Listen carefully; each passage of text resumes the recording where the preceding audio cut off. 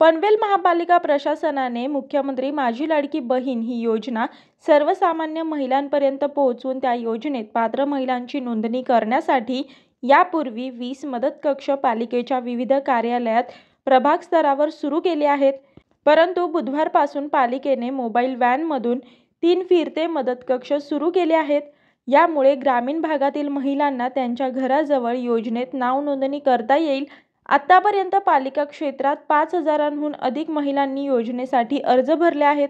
पनवेल महापालिका क्षेत्रातील आदिवासी पाड्यांवरील महिलांना या योजनेअंतर्गत अर्ज भरता यावे यासाठी पालिकेच्या वतीने एक पाऊल पुढे टाकत लाभार्थ्यांच्या दारी जाण्यासाठी मोबाईल व्हॅनच्या माध्यमातून 3 फिरते मदत कक्ष सुरू करण्याचा निर्णय महापालिका आयुक्त मंगेश चितळे यांनी घेतला असून 31 ऑगस्टपर्यंत या योजनेअंतर्गत महिला अर्ज भरू शकतील.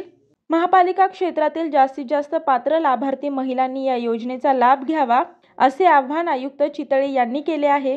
या मोबाईल व्हॅनमधील फिरत्या मदत कक्षात 2 लिपिक टंकलेखक, 1 महिला बचत गटामधील महिला आणि 1 अंगणवाडी सेविका अर्ज भरण्यासाठी मदत करणार आहे.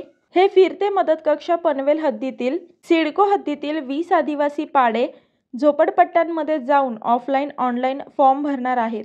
या योजनेत पात्र महिलेला तिच्या स्वतःच्या आधार लिंक केलेल्या बँक खात्यात DBTद्वारे दरमहा 1,500 इतकी रक्कम सरकार देणार आहे.